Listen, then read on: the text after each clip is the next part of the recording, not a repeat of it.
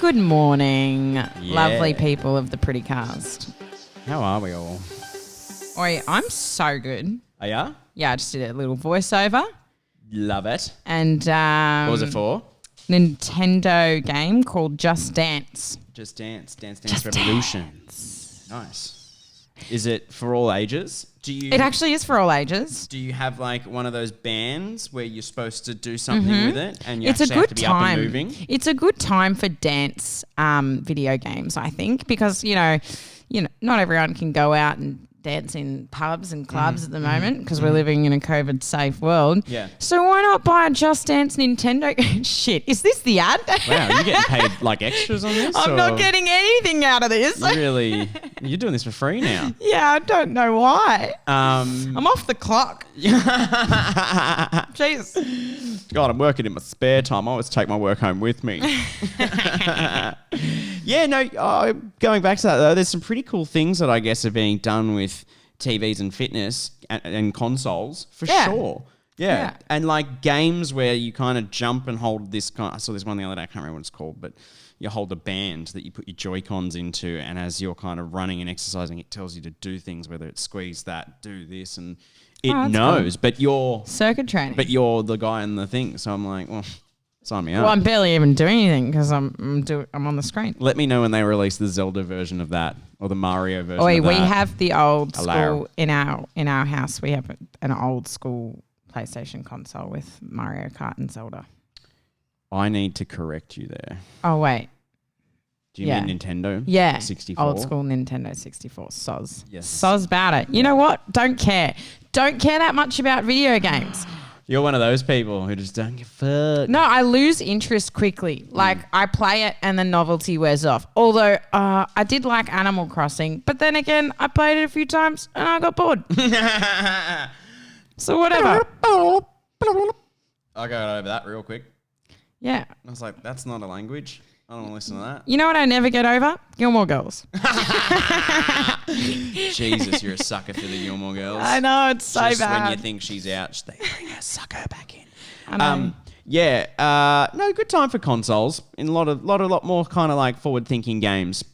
So I got a story. I was at the Beaver the other day. The Beaver is the stuffed beaver, my clubhouse. Canadian inspired well, it's so bar funny. in Bondi. Yeah, and I said the other day, I was like, you're sitting in a Canadian dive bar, and the guy behind the bar was like, we have more Mexican things on the menu than Canadian. And I was like, oh, yeah, true. I love how it's like they have the foods of the things that border America. It's like we got Canadian and we got Mexican. Yeah. Right there. But none of them are allowed in. Yeah.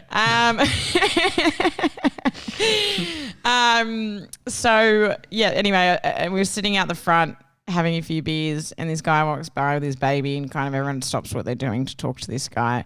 My friend leans over and goes, that's the guy off The Batchelor. And I was like, cool. Who? Not sure. Don't care. Right. Not sure who you're talking about. Naturally. But he was walking with a pram, and I was more interested in whether he married, whether the son that he had with him was from the mum that he met on the show. Right. I cared about that. Interested me because that is winning, right? I would have thought that's how you're supposed to win that game. That's winning The Bachelor. Over the lifespan of The Bachelor, I've seen enough episodes to understand the general concept, but I'm pretty sure that the idea is not to then break up after the show airs. No, 100%.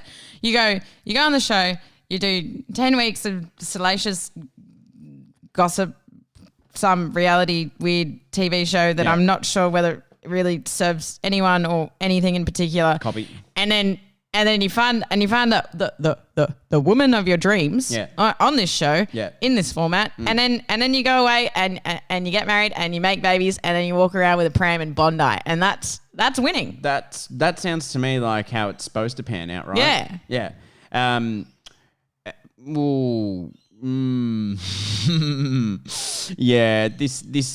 This realm fascinates me in certain degrees, more of a psychological kind of thing. But yeah, that's probably the way you're supposed to do it. Because if you break up afterwards or whatever, like, what was like, were you really after love? What was the point? Well, do you think everyone that goes on there is after love? Well, God, no. Come on, let's cut the crap a little bit. I mean, we're just like, at least, okay. I watched. Definitely they're just going on to like raise their profiles, their social media profiles, right? Right, totally. Like there was an episode of Survivor and there was 4 contestants left. 2 of them were wearing jumpers. The other one had a T-shirt on. 4th bloke, topless. Don't know why. Great bod. But, mate, like, if your competitors have a jumper on and this is like a sign of strength, sure. But I don't think that's what it was really all about. Also with Survivor, and it's kind of like Survivor, and to me, and possibly like Dancing with the Stars is like just kind of like an attempt at being relevant. Yeah. Again. Yeah. And touching back on the thing before about the dance games and karaoke bars, why aren't there dance bars where like people get up and they have to do like a fucking 30-second solo dance off and it's completely amateur? But we see a couple of Cuda slams, couple of death drops, couple of fucking people just get up there and work their magic. They probably have to sign a release form saying, if I hurt myself real bad, I won't sue you afterwards. But I reckon that'd be more entertaining than... Or maybe... Dance circles. Yeah. Crump offs. Oh my God, do you remember crumping? Crumping's still a thing. But I think this actually could be a thing, just not in Australia. Right. To be quite honest. Right. Then again, it's like, it's kind of like a dancer Stedford, right? It's kind of what you're saying. Although it's not in a fun pub setting like karaoke. Yeah, that's what I was kind of touching on. Yeah, How do you want integrate that, the two? don't you? Yeah. Would you get up and dance? Because I probably wouldn't. See, I don't really get up and sing a karaoke because it's not my tape. What's your karaoke go-to song? I don't do karaoke. So you don't even know. I couldn't answer that question, but... do you know what mine is? It'd probably be what? Torn, Natalie and Bruglia. Oh. It gets everyone, man. It gets them all. Even the guys, and they just go, I'm feeling things and I don't know why. Torn, bitch. It's all right, I'm torn. I'm all out of faith. Yeah, it's just not... You'd be surprised how that gets a white guy's gears going. Really? Yeah. Isn't that the funniest shit, really, when you break it all down? Hey, it's a quick statement. Don't straight guys say gayer shit to each other than gay guys do to each other? Yes. Don't you reckon like the fucking like locker room patting each other on the butt stuff can get like 100%, especially in like the right footy world. Hey, yeah, bro, I'm gonna pat your ass so hard. You're gonna go out and get it. Yeah, true. Yeah, what's that? I mean, yeah, but people only really say like offensively gay stuff because they're like probably a little bit gay themselves. Or yeah. I mean, why care otherwise? Oh well, yeah. I mean, I don't understand personally. Yeah. I mean, the math isn't there. The logic's not there. No. Look, it's not. But like the other thing you've got to remember is like only up until like 100 years ago we were still drowning people because we thought they were witches. Yeah, true. Do you know what I mean? And throwing rocks at them. Yeah. So, well, stoning still happens in certain places. Yeah, true. So we won't go there. But the witches thing, because we can come back to a supernatural kind of realm. Okay, someone said to me, gosh, this is good. So I was talking to my therapist about shame.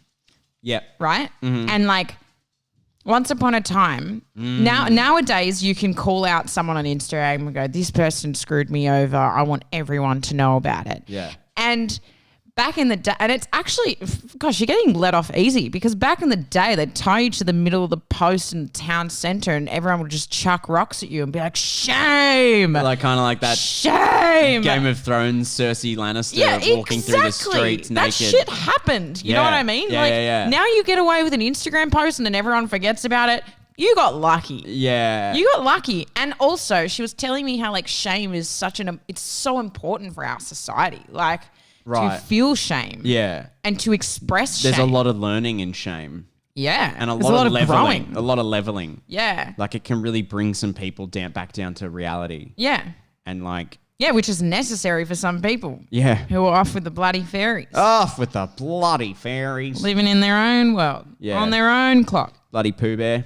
Getting his head stuck in them goddamn honey pots. Classic Pooh Bear. Classic Pooh Bear. Gosh, Winnie the Pooh's the business just quietly. I haven't watched Winnie the Pooh in a super Winnie the Pooh, Thomas the Tank Engine's probably still kicking What other little kids franchises from when we were kids? What about like Blue's Clues? Is that still up and about? No, I don't think it is. Yeah. I'd like if it was. It was a cute show. I think that ended pretty roughly, didn't it? Yeah. Oh, I burped. I'm goodness. so sorry. Yeah, getting a real insight into the behaviour of I Pearl actually Herbert. apologise. I apologise. That's a first, though. Did she apologise for it? It is not. How do you feel about people who just like aggressively burp? I think there's a time and place for certain things, but at the same time, like, bruh. Cool. So time and a place is a huge thing for me, right? Yeah. I agree. It's like You got to know certain people. just because I'm your friend. Yeah, but then again, it's like just because I'm your friend doesn't mean I want to be subjected to your aggressive belching. You know, like I never ticked the okay of approval for that. Oh, this goes back to our terms and conditions. So T's and C's apply to friendship too. T's and C's absolutely apply to friendship. There's a bottom line of code of ethics behind every face. Wow. And mine is I don't mind you burping every now and then. Maybe like every fourth or fifth time I see you. But if I see you consistent. every time and you're belching in my face, Well, man. we've got to discuss this person's gut health. Say excuse me. Yeah. Yeah. It's just I could get it. Like I burp, you know, I do it. I do it. Look at you taking onus. Hey, you do something, you got to own it. My fellow burpers. But it's just like, just remember like to have some manners. Right. Or just entertain the idea that you do. How deep into the friendship did this behaviour begin? And I'll ask another question, sort of sidebar.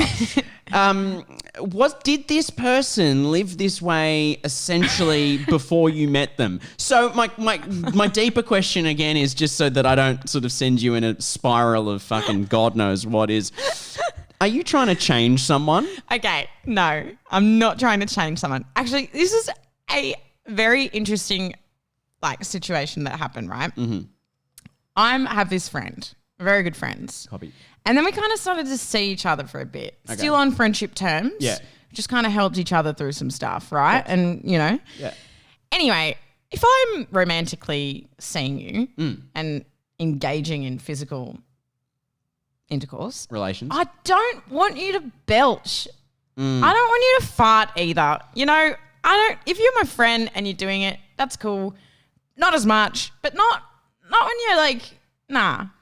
We're not when you're sleeping in my bed that night. Not when you're making a point of it. Like they're enforcing it. You know, like it's not like they're doing it because they need to. It's like they're going, bah! And it's like, you knew that was coming. Yeah. That didn't come out of nowhere. Yeah. You knew it was coming. Yeah. You knew it was going to piss me off. Yeah. And you did it anyway. Yeah. And I'm a little bit grossed out by you. Yeah. Well, so what did you expect? You've got the snapshot though. The power is in your hands here. This is a common mistake where friendships turn into things that they probably shouldn't have in the first place. We've gone back to being friends now. Yeah. Probably a good thing. It sounds like you two are mature enough to have made a wise decision there. Because if that was setting you off There's early, a few fundamental issues. that was not going to pan out well. But look at you two. Isn't that fucking brave of you? That was actually the most, it was the most mature conversation I've had to date. How fascinating. Yeah. Yeah. Yeah. We flipped You're the a switch. good test subject, I reckon. I definitely test myself. You prove to me that each generation just starts to get away with more and more shit. What am I getting away with? It's not that you're getting away with. It's just that I think more and more as the generations go, but they just fucking take it. They're like, nah, this is how I live. Yeah. And that's empowering. It goes against the status quo. My thing is, you don't necessarily buy into it all. You've been, you've had your moments. You've grown to this point. Mm-hmm. But yeah, each Jenny gets the next layer of the point where the last Jenny's like, what the fuck? You jealous? Yeah. You Murrin, bruh. Do you remember Murrin? No, I actually never said that. You Ziz dude, Stereosonic. Oh, no. You admiring. You Murrin. Oh, you Murrin. Yeah, nah. You Murrin, bruh. Sorry. I think that as long as as long as two people are consenting and and there's transparency and communication, then I think anything can go. Right. In terms of like experiencing relationships and different forms of relationships, you know what I mean? Yeah. And that's why I made... Banking a lot on honesty, though. You're banking a lot on honesty. But like, you can't get angry at someone for being honest. You can, but that's on you. Yeah. Oh, totally. You know what I mean? 100%. Like, yeah, if you if you're just honest, then you're never doing anything wrong. Yeah. And... if you're always honest, then you're never doing anything wrong. Okay, maybe not. Fuck. But I'm always honest, so I get away with it. Okay. I think it's like... life's a balance. Every time I engage in something that is a little bit like... maybe a relationship that's like could go pear-shaped. I try to foresee the possible outcomes before engaging in that and going, hey, this is only going to work if we talk every step of the way. About the burping. Well, it's funny. After I did end up telling him, I was like, yo, just so you know, next time you start seeing a girl, because I wouldn't with the burping. I was like, leave that at the door, hey. Wait till you've had the kid. Yeah. Yeah. Just wait a couple. What do you reckon about that? Farting and burping. I'm okay if it's like you couldn't help it, whatever, or like, you know, you kind of acknowledge it and you're like, it's not like it's not funny. This is the thing. People find burping and farting humor. People who find that funny is weird to me. Like, you're going to alienate yourself here so much. Am I? Yeah. No, look. No, I farted in front of my ex-boyfriend all the time, but like after a few months you get comfortable. Like, yeah. No, I understand that. I'm trying to, you know, like, nah, really? Yeah. It's something about farting humor. At the end of the day, it's just funny. You get it right? Is it? Good timing. Look, I'm not saying that I live for the fart humor. Toilet jokes are not necessarily where I get my good chuckle. But, you know, someone delivers the right line at the right time. It's all about anything's funny with comedic timing. I mean, like, if I farted right now, it wouldn't just, like, automatically be funny.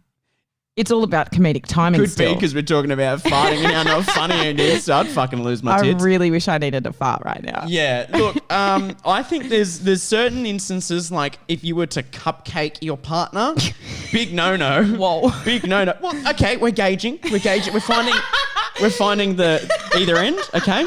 So we've ruled out the cupcake. None of that because that would be highly offensive is the head of that. But the bottom is, if it's after you've sort of been officially together and, you know, you've been you're holding it in for a little bit and it just happens or whatever. I'm 100% okay with that. That's great. But if that's what you're advertising off the bat and you... Exactly. And the other person still signs up for it, well... That's on them. Honesty. And you can never do anything wrong. You can never do anything wrong, Pearl. He was being honest. You didn't like it. That's fair enough. Yeah. Farting's not for everyone. And that's where good communication comes in place. I made sure that I told him I didn't like it. You've been tuned in with Dr. Pearl and Dr. Cairo. Well, did we really just spend a whole episode talking about farting? I love it. In an attempt to create a podcast series about music, we have very much turned into... Digressed. Psychology 101. Relationship advice. Come here for your life tips. Hey, this is an open, safe space. Come share. This is the Pretty Cast. We're going to need to work on our taglines. But in the meantime, we'll catch you next week. Cairo and Pearl. See you guys. Bye.